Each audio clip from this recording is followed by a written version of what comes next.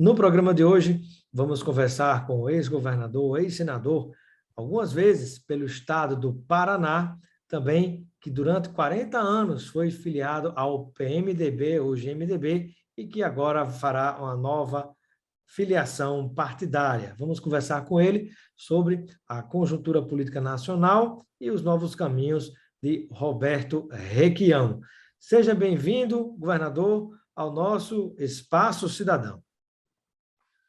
Robson, é um prazer enorme poder conversar com você, principalmente porque você é um cientista político e nós precisamos de muita referência do que acontece no mundo lá atrás, que aconteceu lá atrás, o que acontece agora, para entender o que está acontecendo no Brasil. O Brasil vinha relativamente bem. Muitos erros de governos progressistas, muitos acertos, mas o nosso processo civilizatório avançava de uma forma clara. E, de repente, nós somos vítima de um acidente eleitoral, de um brutal retrocesso, originado numa guerra híbrida contra o Brasil, na desmoralização da política, das instituições, e nessa tentativa brutal da geopolítica norte-americana de transformar o nosso país num espaço extremamente vulnerado a favor da concentração do grande capital. Sem dúvida, nós estamos numa recessão dificilmente entendível para o comum das pessoas. Mas nós queremos transformar isso, Robson. E para transformar uma realidade, temos que conhecê-la com profundidade e antecipadamente. Perfeito. E um dos pontos importantes que você destacou, governador, é exatamente essa questão de que o que acontece atualmente no Brasil não é um fato isolado, né? O próprio presidente Jair Bolsonaro cumpre passo a passo uma cartilha do discurso, as coisas que aprova no Congresso, do seu jeito de ser e de se colocar para o público e de se comunicar, tudo dentro de uma cartilha que não é do Brasil, que vem de fora e que ele não está só internacionalmente. Sabemos, inclusive, das derrotas que alguns da extrema-direita, como Donald Trump e outros países, têm acontecido, né? E a gente espera que no Brasil haja esse mesmo destino para que a gente se liberte desse soluço terrível que o Brasil tem passado. E eu pergunto, estou lhe chamando de governador, quem já foi rei não perde a majestade, o senhor já governou o Paraná, já foi senador e também, vamos falar sobre isso ainda na entrevista de hoje, deve ser candidato novamente ao governo. Mas eu gostaria que o senhor avaliasse, né? Qual é o principal aspecto, na sua avaliação, que a população brasileira deveria se dar conta do que significa a presença de Jair Bolsonaro na administração, na gestão pública do país, mas que ainda não se deu conta, principalmente seus próprios seguidores? Robson, o Bolsonaro, nesse circo em que se transformou o nosso país, não passa de um mero animador de picadeiro. O Bolsonaro foi utilizado, nas últimas eleições presidenciais, pelo capital financeiro, esse capital vadio, que tenta assumir o comando do mundo, com a globalização, inclusive, dos bancos centrais, um único banco central, com um desprezo total pelas pessoas, pela felicidade, pela condição humana dos habitantes de cada país, e no caso do nosso país. Atrás do Bolsonaro está o capital financeiro, capital vadio que não produz nada, não produz um botão da sua camisa, a peça de uma máquina, e vive da ciranda financeira estabelecida nas bolsas.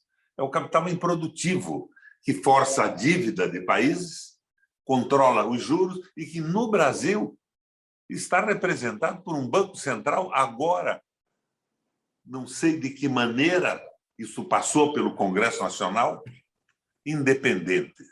O capital é gerido através do Banco Central, sem influência dos governos, sem consideração pela vida das pessoas.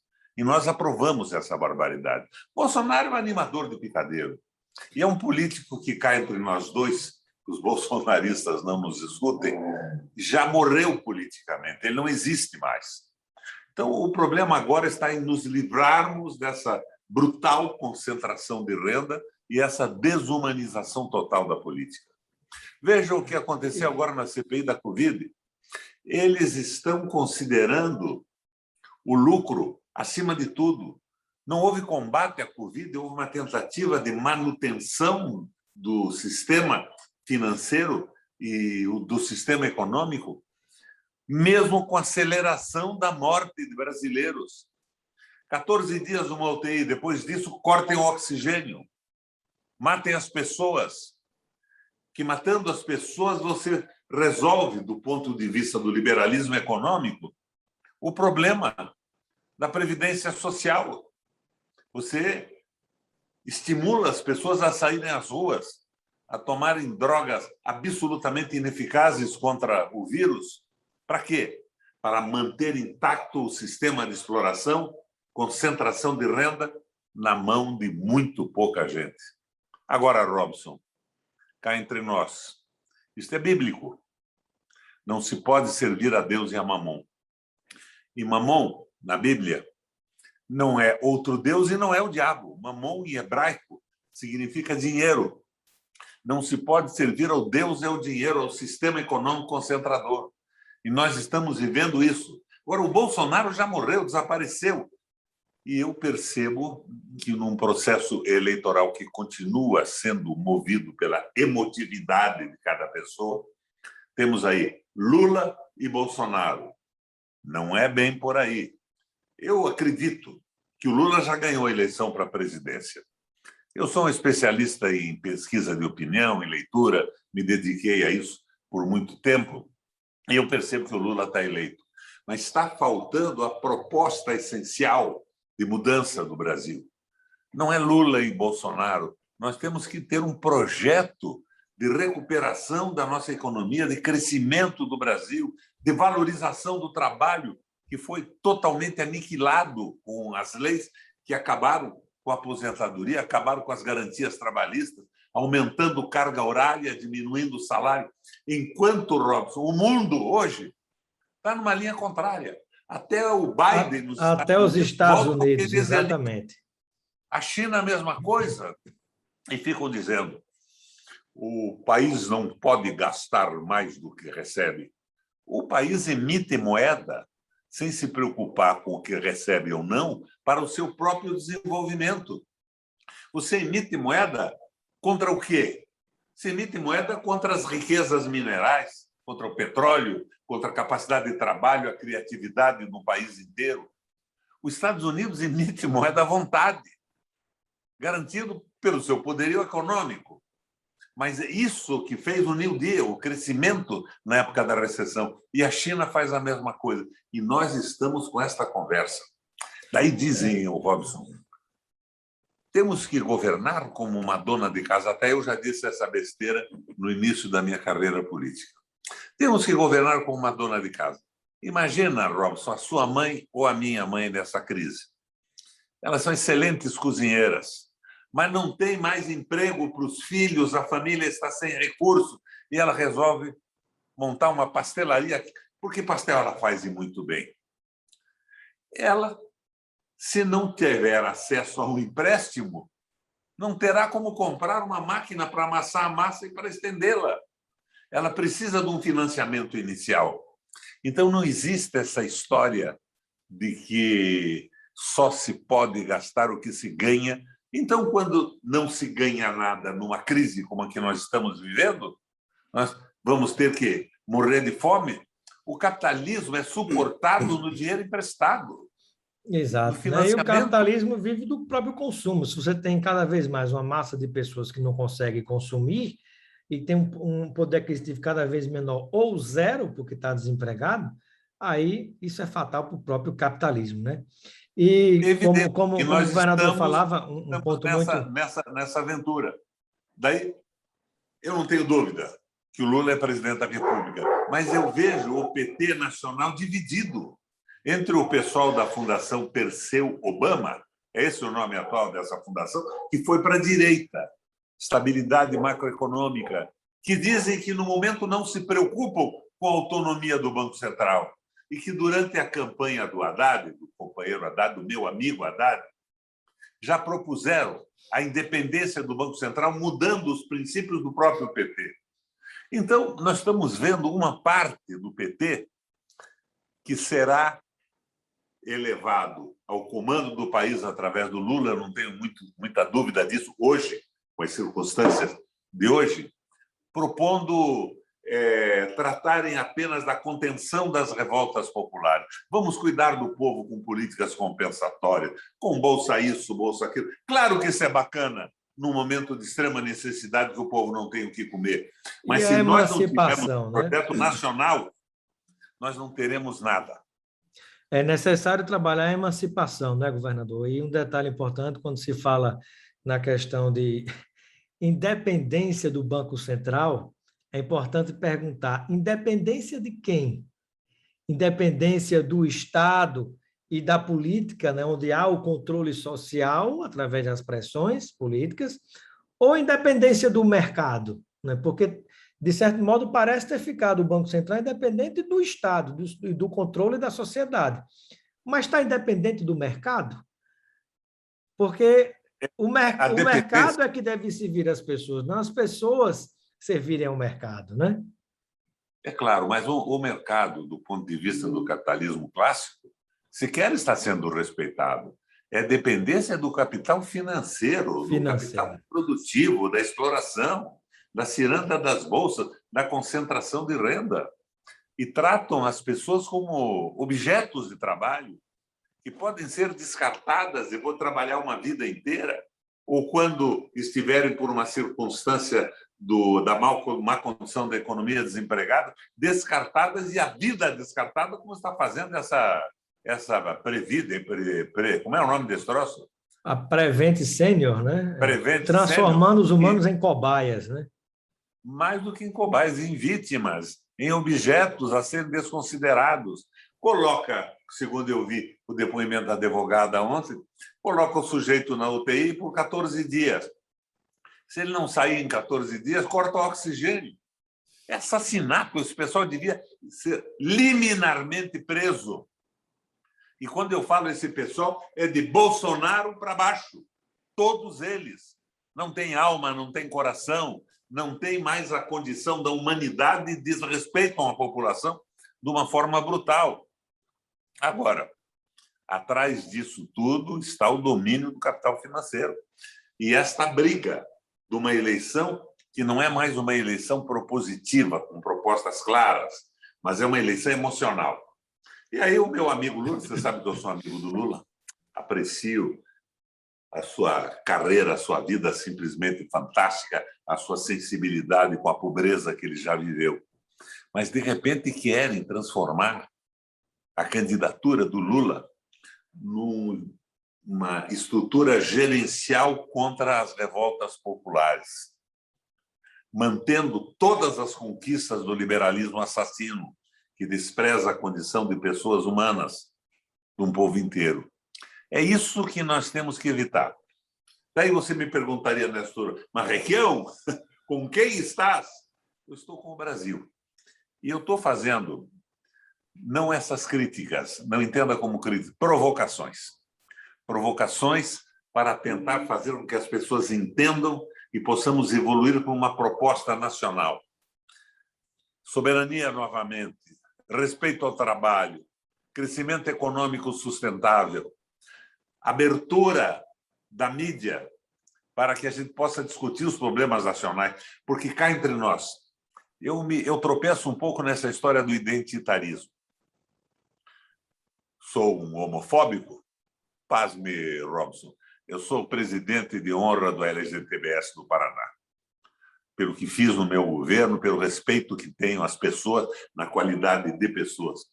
Mas eu não acredito ou melhor, eu acredito que esta luta identitária se sobrepõe à luta econômica. Ela desvirtua, ela diverte do italiano divertere, desviar do que importa. Você não discute mais a exploração do trabalho, o fim do projeto nacional, a entrega da terra, da água, do petróleo e dos direitos dos trabalhadores. Mas nós temos evoluído muito nesse sentido. Eu era menino, eu tenho 80 anos hoje, corpinho de 44, muita disposição para trabalhar e ajudar a mudar o Brasil. Eu era menino. Se a gente chamasse um colega de escola de 10, 11 anos de viadinho na rua, ele sacava o canivete. Hoje, se você fizer isso, se uma criança fizer isso com outra, o supostamente atingido pela piada não saca o canivete, ele dá uma gargalhada, porque o mundo está começando a entender que as pessoas têm o direito de se definir sexualmente, e, na minha opinião, é uma definição genética, não é? Porque nós, quando estamos no útero das nossas mães, até o momento, nós não somos nem homem nem mulher. Os cromossomos se manifestam mais adiante. Então, eu estou na linha do Papa. Eu não estou nessa onda de orgulho gay. Eu tenho a convicção que nós temos que ser orgulho de sermos pessoas humanas, respeitando todas elas. E essa política identitária, de certa forma, diverte, de diverter, desviar do que importa. É um pouco o pensamento do Gessé Souza, né? Que fala também, né, como a Wendy Brown e alguns autores, né, da diferença das lutas de reconhecimento, né, que nós temos aí no mundo, né? Digamos assim, aquela disputa das lutas classistas ou identitárias, enfim. Mas é um tema bastante polêmico e dá para a gente conversar muito. Mas eu gostaria de nessa polêmica também... eu fico com o Papa. Muito bem. A atitude que o Papa tomou. Papa, o orgulho gay. Ele não se pronunciou contra isso. Ele convidou todos os movimentos identitários na Itália para um café da tarde no Vaticano, mostrando o respeito e a consideração que ele tem com as pessoas. Se Deus os fez assim, disse o Papa, por que eu vou querer modificá-los ou me opor a eles? O princípio Acabou cristão, correta, né? apesar de ser argentino, hein, Robson? É verdade. Agora, governador, gostaria de lhe provocar sobre o seu novo destino partidário, né? Depois de 40 anos, você deixou o MDB, o PMDB, e agora deverá fazer uma nova opção. Aqui e acolá, o que nós ouvimos é a especulação de que você poderia ir para o PSB de bola ou para o PDT, ou o PDT que tem Ciro Gomes, ou o PSB que tem o Alessandro Molon, que tem o Marcelo Freixo, agora o governador Flávio Dino do Maranhão, o Carlos Siqueira, ou mesmo para o PT, que tem o presidente Lula e tantos outros. Qual deve ser o destino de Roberto Requião para, a partir deste partido, disputar as próximas eleições aí no Paraná como candidato ao governo?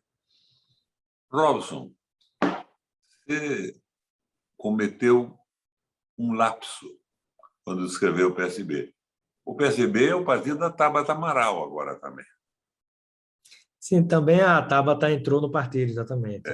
Com um comportamento terrível do ponto de vista das necessidades reais da sociedade brasileira e dos trabalhadores. Eu aqui no Paraná estou tentando montar uma frente. Eu recebi convites desses partidos que você colocou e de mais alguns. Minha amiga Luiz Helena me telefonou esses dias também. Então, é PSB, PT, PDT, mas nós estamos trabalhando juntos. E o que me impressiona e me impulsiona a dar continuidade à minha participação política, uma vez que eu consegui aprender tanto durante os mandatos que eu exerci, nos últimos anos eu fui presidente do Parlamento Europeu Latino-Americano, presidente latino. Eu fui presidente da seção brasileira do Parlasul e do Parlatino, com sede em Montevidéu e sede no Panamá. No Parlatino, a minha sede era Bruxelas. Eu aprendi muito conversando com os principais líderes políticos e tendo contato direto com as ideias econômicas do mundo. Vi o que aconteceu com a Grécia, as dificuldades da Alemanha com o liberalismo econômico e tudo mais. Esses partidos todos me convidaram a participar dos seus quadros, mas colocaram uma questão que me sensibiliza e me dá energia e força para continuar nessa luta. Requião, em qualquer legenda que você estiver, nós estaremos te apoiando. O PDT colocou dessa maneira, o Lupe veio na minha casa, colocou isso assim, os companheiros do Paraná também estão insistindo, a mesma coisa o PT. Então, nós estamos tentando montar uma frente política que resgate a possibilidade de uma unidade. A frente que eu recomendo, pessoalmente, para a disputa presidencial. Eu acho que nós devemos ter um projeto único de crescimento econômico sustentável, resgate dos valores e direitos do trabalho, valorização do trabalho e de resgate da soberania. E eu vou mais longe. Eu gostaria de ter o compromisso de que empresas públicas essenciais para o desenvolvimento do Brasil fossem novamente nacionalizadas. O mundo, Robson, principalmente quando a gente fala em petróleo e gás, né? E água. E a água, exatamente. Londres e Paris estão estatizando a água privatizada, porque não dá certo isso, são bens. Fora da disputa econômica, do mercado, são bens essenciais à vida. Uma empresa de água não pode ser objeto de aumento do lucro dos seus acionistas. Ela tem que ter constitucionalmente uma qualidade boa e um preço módico para atender a população, as famílias, o crescimento industrial. A mesma coisa a energia elétrica. Por quê? Você imagina a nossa Eletrobras na mão de investidores de fundos do Qatar, de Dubai, da França, da China, dos Estados Unidos. Os investidores sequer sabem onde fica o Brasil direito. No nosso caso do Paraná, eles desconhecem a existência do Estado. E eles vão querer o quê? Eles vão querer aumentar os seus lucros, os dividendos das ações. Independente das consequências, né? Como é que você faz isso? Se diminui o investimento, se assegura no monopólio e sobe a tarifa. Aqui no Paraná... Que está aí, governador, a primeira mentira dessa história de privatizar, né? Que não há concorrência, não há livre concorrência. Não há esse mercado, não vai ter duas companhias elétricas no estado disputando o consumidor, não haverão duas refinarias, né, disputando, digamos, a preferência do consumidor para que essa livre concorrência baixe os preços. Pelo contrário, está aí o resultado, gasolina a R$ 7,00 em várias partes do Brasil e aumentando cada vez mais, né? Agora, governador, me responda, qual será seu destino partidário dentro dessa frente formada? O senhor está mais simpático, mais inclinado aí para o PT, aí para o PSB, ou aí para o PDT, ou para a rede? Eu tenho uma identidade maior, não com o PT, na Fundação Perseu Obama. Veja bem, era Perseu Obama. Agora ela está com uma proposta de direita. Ela está propondo, inclusive, a manutenção, o descaso com a independência do Banco Central. E na campanha do Haddad, eles já mudaram, junto ao Tribunal Superior Eleitoral, a proposta partidária do PT para isso. Liberdade para o Banco Central na mão dos banqueiros. Eu me identifico muito com o pessoal de base do PT. Tá? Agora, eu sou amigo pessoal do Lula, mas sou amigo pessoal do Ciro. Eu fico inconformado com o ritmo dessa campanha de agressões. O Ciro, vou mostrar o que o PT fez. E eu tenho alguma autoridade para me manifestar, Robson.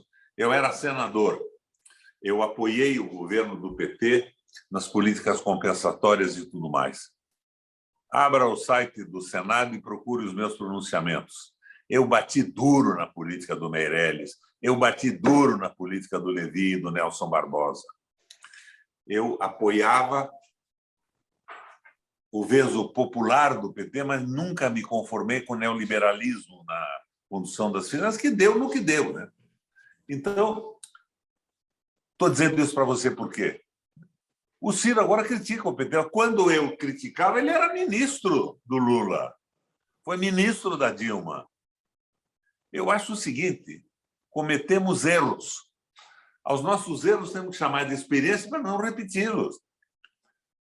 O erro não pode ser uma acusação definitiva de um partido que tem uma base formidável.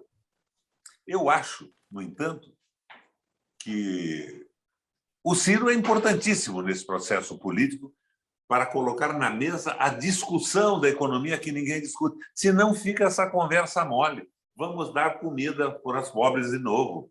Almoço, jantar e café da manhã. Um lanchinho, se for possível. Mas não se questiona mais o domínio e a hegemonia do capital financeiro no Banco Central? Diz, não, vamos privatizar as empresas. E a questão da dívida pública também, não é, governador? Que precisa ser rediscutida, auditada, inclusive Claro, a base da Constituição. Precisamos de uma fiscalização. Mas quando a Fundação Perseu Obama diz que nós temos que transformar as empresas públicas em empresas de economia mista, ela está cometendo um crime contra o Brasil. Empresa de economia mista. Você veja o Banco do Brasil hoje. Tem 59,6% das ações na Bolsa. A maior parte disso, 90%, na Bolsa de Nova York. Portanto, está subordinado às regras da Bolsa de Nova York e num problema judicial, esse problema será terceirizado para a justiça norte-americana. Daí me diz, não, tem a Golden Share, a tal ação de ouro que faz com que o governo tenha a última palavra na venda total de uma empresa pública. Não vale nada.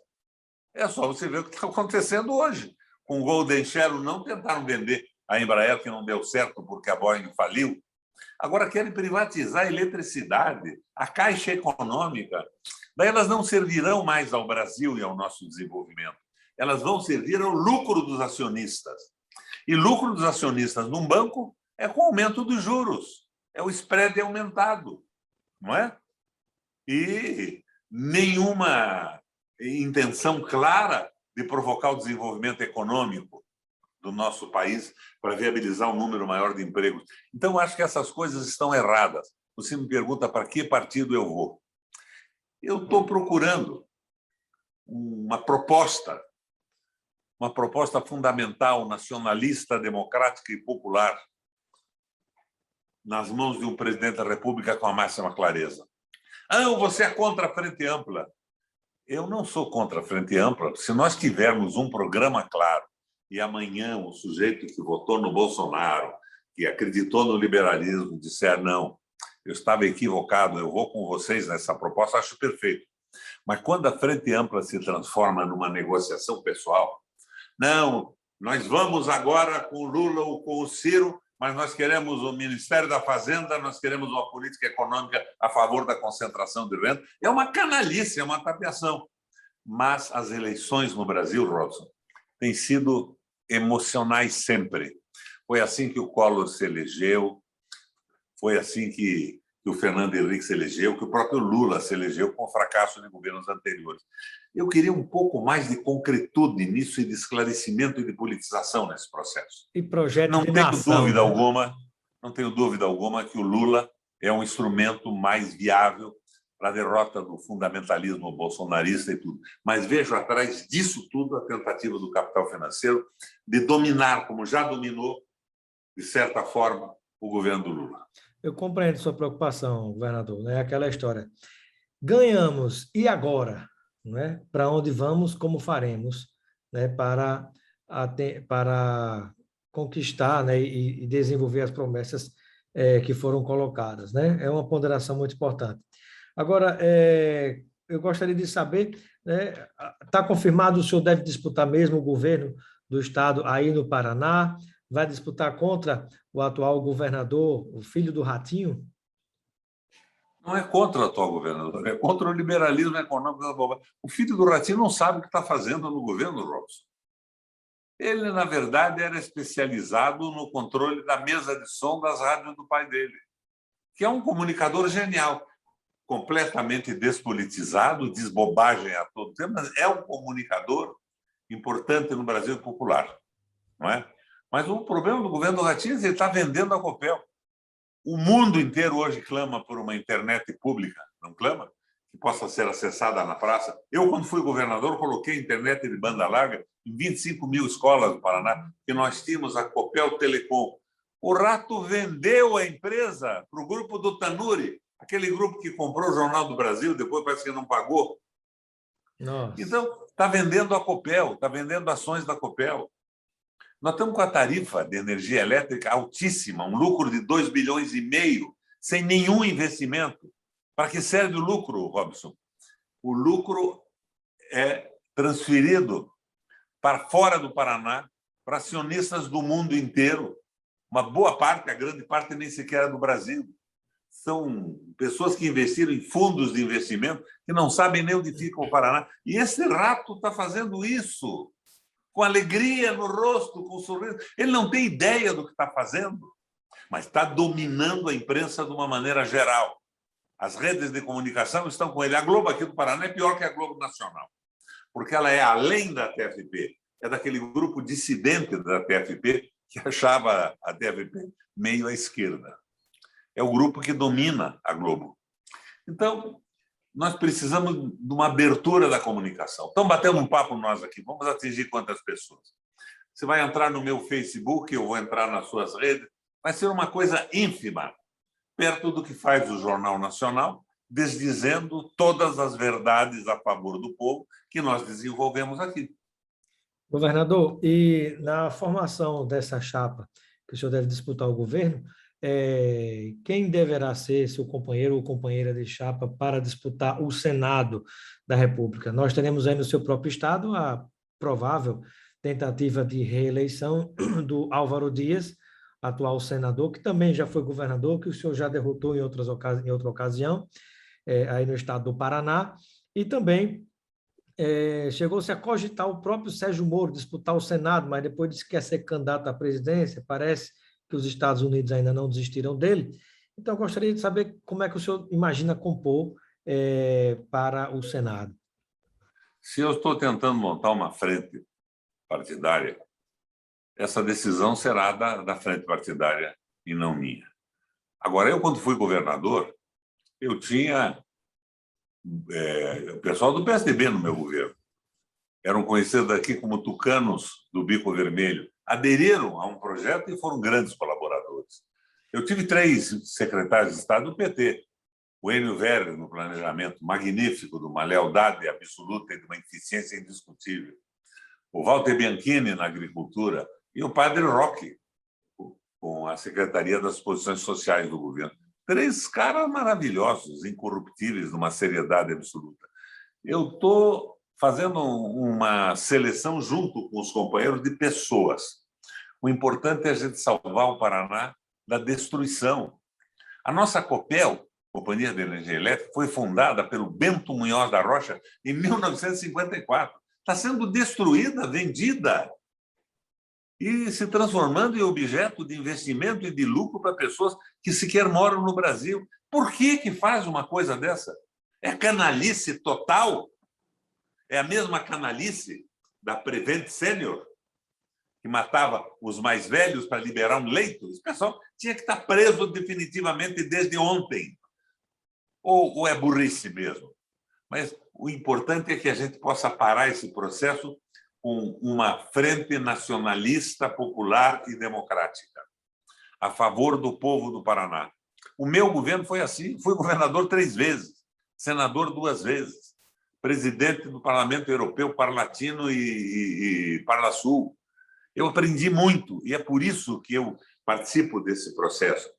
Se há de entender que eu não tenho vaidade nenhuma de acrescentar à minha vida, aos 80 anos, um título de governador de Estado. Já fui por 3 vezes, mas eu sinto a responsabilidade pelo conhecimento que adquiri e com os companheiros que me seguem, que participam comigo das mesmas ideias, a responsabilidade de disputar isso para salvar o Paraná do caos. Agora, você já percebeu que eu estou preocupado com o governo nacional. Eu fui 3 vezes governador. O governo do Estado tem limites. Eu não administro a situação econômica do Brasil, eu não emito moeda, eu não aplico as reservas nacionais. Então, eu tenho uma limitação muito grande. Eu fiz o máximo que eu podia. Eu saí do governo, Robson, com 87% de aprovação do Paraná. Não é brincadeira isso. Mas eu vi que eu não podia avançar mais nas políticas populares, no desenvolvimento das pequenas e médias empresas, das empresas nacionais e paranaenses, que estavam cedendo espaço para empresas estrangeiras que sequer imposto pagavam. Você sabe que o orçamento do ano que vem do Paraná prevê uma renúncia fiscal de 17 bilhões de reais. Para quem? Diz que é secreto. Não revelam quem recebe a isenção fiscal, a renúncia fiscal. Multinacionais. É o pichuleco por fora, certamente, que inspirou essas isenções. Como é que uma empresa nacional vai competir com essa gente que depois fecha quando quer, sem nenhuma responsabilidade social? Governador, e quando a gente pensa no cenário, né, já caminhando para próximo de finalizar a nossa entrevista, nesse cenário nacional, né, de disputa para a presidência da República, que o senhor enfatizou que é uma preocupação grande, além da questão estadual no Paraná. Nós temos o nome do ex-presidente Lula, que o senhor acredita que será o próximo presidente, né, é o que se coloca pelas pesquisas hoje, o nome do Ciro Gomes, e temos também alguns nomes como que tentam se colocar para disputar, como o seu vizinho aí, o Eduardo Leite, governador do Rio Grande do Sul, governador de São Paulo, João Dória. Você tem alguns nomes também, o próprio Sérgio Moro tenta se colocar nessa disputa, o Jair Bolsonaro poderá vir realmente a disputar a eleição ou não. Então, como é que o senhor avalia esses demais nomes que ainda não falamos a respeito deles, que não estão no seu espectro político? Eu não me referi a eles, e tenho certeza que você só se referiu agora, porque eleitoralmente eles não existem. Simplesmente não existem. O Sérgio Moro está autoexilado nos Estados Unidos, rico, trabalhando para uma empresa que defende os interesses da Odebrecht que ele quebrou. Que ele ajudou a destruir. O Obama, nos Estados Unidos, teve um problema igual ao que nós tivemos com a Odebrecht aqui com a General Motors, grande corrupção. O que ele fez? Se associou ao FBI e ao Ministério Público norte-americano, estatizou a empresa, botou os dirigentes na cadeia, com apoio das instituições, e, posteriormente, colocou a empresa no mercado de novo, porque não é obrigação do país produzir automóvel. Uma indústria extraordinariamente concorrencial, e não me parece que seja obrigação do Estado estar produzindo carro. Aqui nós acabamos com a empresa. Agora, o Sérgio Moro está lá nos Estados Unidos defendendo a Odebrecht. E os donos da Odebrecht, os responsáveis pela corrupção, não estou dizendo que os políticos também não são, estão soltos, pagaram indenizações, fizeram delações premiadas, estão aí vivendo como verdadeiros marajás da República, influindo e financiando campanhas eleitorais. Sérgio Moro, porra nenhuma, não se elege nada mais. Teve a oportunidade de fazer uma operação gloriosa, se fizesse uma operação pelo Brasil, mas fez pelo FBI, fez pela CIA americana, fez contra os interesses de crescimento nacionais e desenvolvimento. Agora, o governador do Rio Grande do Sul, tenha dó. O Bolsonaro não será mais candidato. A eleição hoje vai ser Lula-Bolsonaro. Se o Bolsonaro sair do jogo, pode ser que o Ciro tenha uma oportunidade. Mas eu vejo... O João Dória. O diálogo com tudo isso desaparece porque eles estão disputando uma eleição e não defendendo o Brasil. O Ciro, com alguma lógica e uma boa dose de razão, faz crítica dos erros do PT. Erros são experiências que não devem ser repetidas, na minha opinião. Erro não é só um desaforo político. Mas ele se associa ao MBL, a isso e aquilo. Dá a mão lá para o cara do Rio Grande do Sul que vendeu a companhia elétrica a semana passada. Não vejo nenhuma vocação defensável de tirar o Brasil da crise. É claro que o Ciro tem que ser respeitado pelo debate que ele provoca. Nós não teremos um candidato progressista com grande apoio popular enquanto a consciência do povo sobre economia for tão rasa quanto é hoje. Tão rasa quanto é hoje. Falamos do carisma das pessoas. O que é o raio do carisma, Robson? É a capacidade que você tem, que eu posso ter, que um terceiro tenha também, de se comunicar com a sua base, de dizer aquilo que o povo está sentindo. Nós nunca teremos um líder carismático de alto padrão de intervenção na economia, na melhoria das condições sociais do povo como um todo, quando o povo tiver esse nível primário de entendimento das coisas. Eu fico chocado. Vamos dar de comer ao povo 3 vezes por dia? Claro que temos que dar. Por isso eu fiquei a favor de todas as políticas compensatórias. Mas só isso? Não tem mais? Nós não vamos retomar a nossa Eletrobras? Nós não vamos retomar a Copel? 64% da Copel é de ações. Uma boa parte na Bolsa de Nova York. Nós temos que retomar isso, ela é indispensável. A Petrobras era o maior investidor brasileiro, era responsável por 80% dos investimentos do país. Agora ela está sendo responsável por lucro fantástico para os acionistas, vendendo usinas. Nós estamos vendendo gasolina ou comprando gasolina com preço internacional. Gasolina do pré-sal, do nosso solo, refinada no Brasil. Amanhã, Robson, você vai abrir a torneira da sua casa e o litro de água tratada que você vai receber pela sua torneira vai ser compatível com o preço de 1 litro de água no deserto do Saara, onde não existe água. Esse pessoal enlouqueceu. Nós vamos acabar pagando pelo ar que nós respiramos. A Alemanha agora liberou de uma forma completa a energia solar para a sua população. Está estimulando o uso da energia solar. Aqui já metemos um imposto em cima de 29%, que é igual no Paraná, por exemplo, o imposto que pagamos pela energia elétrica. Não é possível isso, Robson. Esse pessoal enlouqueceu. Não tem mais humanidade na proposta colocada pelo capital liberal. É uma crueldade absoluta. Neoliberal, as pessoas são objetos, instrumentos de trabalho, que, de repente, podem ser jogados num canto do ferro velho, porque já serviram durante o tempo de sua vida útil. Não é assim. Acabaram com a Previdência. Previdência, Robson, é coisa de comunista, né? Não é. A Previdência surge na reunificação da Alemanha, pelas mãos do Bismarck. O Bismarck leu, naquela época, teses de um filósofo alemão, chamado-se Johann Fichte.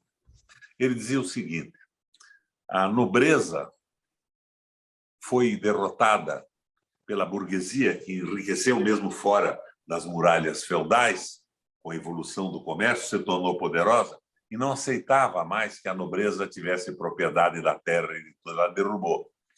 Mas, da mesma forma com que a burguesia derrubou a nobreza, esse poder burguês e econômico vai acabar sendo derrubado pelos trabalhadores, que têm como único capital a sua força de trabalho, que estiola, que diminui quando eles envelhecem.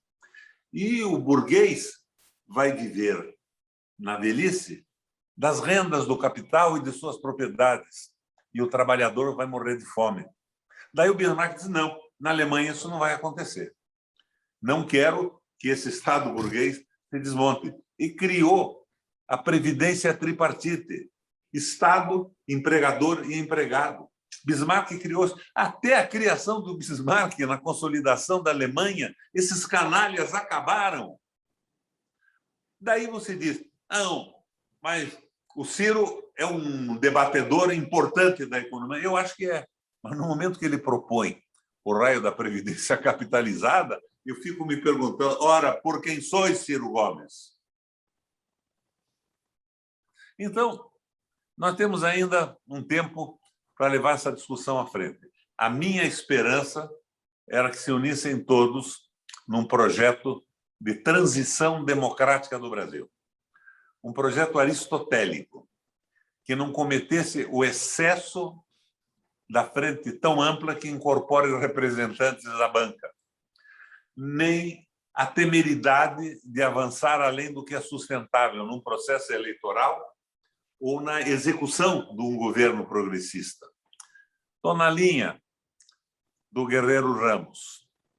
Nós precisamos abrir caminhos para a democracia, para a evolução. E, com a liberdade de imprensa estabelecida no Brasil, vamos começar a discutir que tipo de administração pública nós queremos, que tipo de Estado, que tipo de economia, e submetemos isso a sucessivas votações. E vamos evoluindo, entendendo o que aconteceu na China, que superou a miséria, entendendo o que aconteceu nos Estados Unidos, que perdeu o controle do comércio mundial para a China e volta agora ao novo pacto, ao New Deal, ao keynesianismo, e aprendendo com todo mundo, vamos montando o nosso projeto nacional. Ah, é bacana que o Brasil entrou na unidade da Rússia, China e Índia. O Bacana BRICS, aquilo, né? No BRICS. Não acho tão bacana. Ele devia ter um projeto próprio, respeitar o projeto dos outros, mas brigar pelo seu próprio projeto. E dessa unidade da China, Índia e Rússia, nós devemos querer financiamento para o nosso próprio desenvolvimento.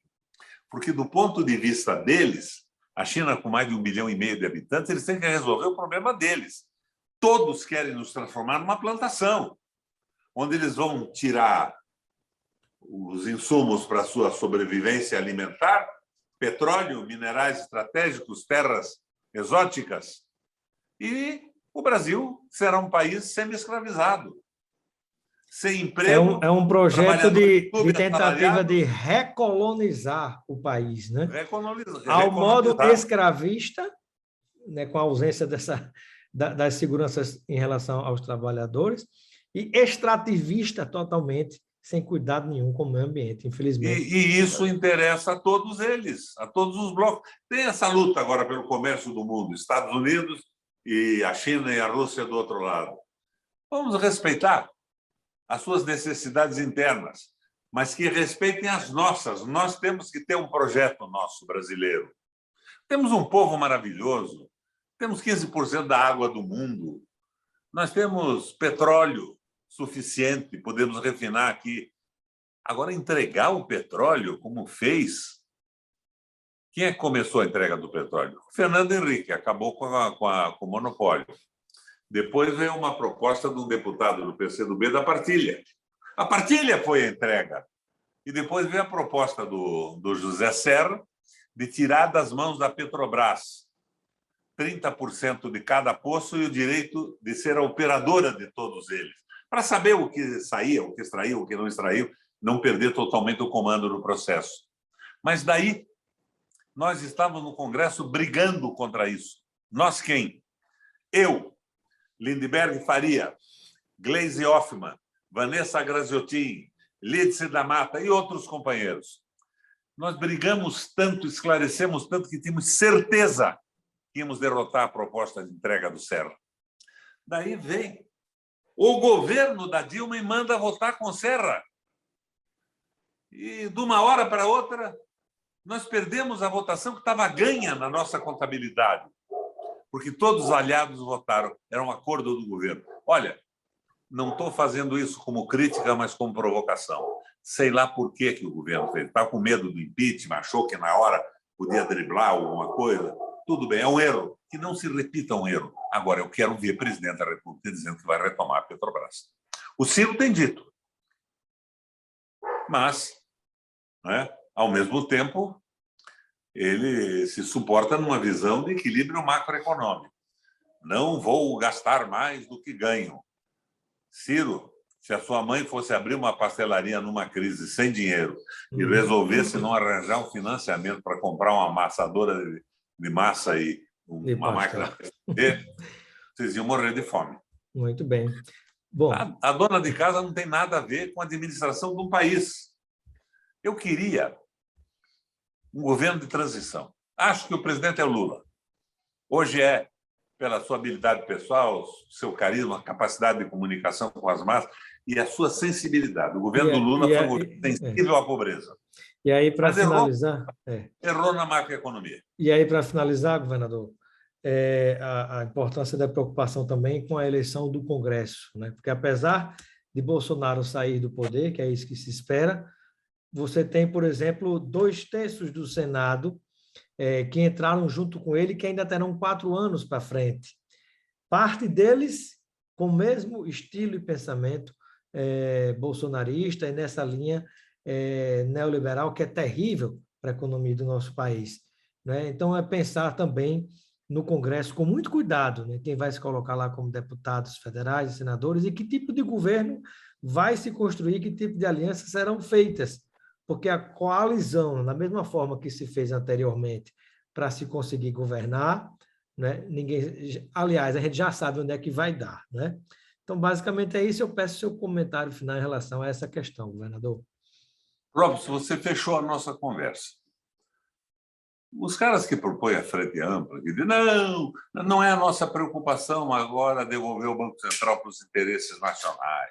Nós vamos cuidar do social. Nós temos que dar almoço, uma coxa de galinha no almoço e um pedaço de picanha no jantar para o povo e tal. Acabam elegendo uma base parlamentar, principalmente da Câmara Federal, totalmente descomprometida com o Brasil. Isso é ruim. Isso é o mote do eleitoralismo. Vamos ganhar a eleição. Eu acho que com um programa claro, não exagerado, como disse a você, o ato eficiente, o ato meio do ponto de vista aristotélico, nós podíamos fazer um trabalho pesado para vincular candidatos a deputado estadual, federal, senadores e governadores a um projeto nacional. Projeto nacional. Por isso que eu sou contra a Frente Ampla. A Frente Ampla desvincula a eleição legislativa de uma proposta nacional. E daí o presidente chega, não! Eu ponho o Meirelles de novo e o Joaquim Levy, porque não tem outro jeito.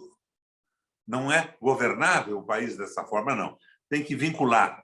O presidente da República tem que pedir voto para os que assinarem o seu programa desenvolvimentista, nacional, criador de empregos, de respeito ao trabalho. Se não for assim, o meu entusiasmo arrefece. Mas, pelo Paraná, eu vou à luta, quero aproveitar o que eu aprendi nesta vida de participação política e eu não sou contra o ratinho, não. Rato pequenininho é ratinho, quando cresce vira ratão ou ratazana. O problema é o modelo econômico que copia o modelo do Guedes.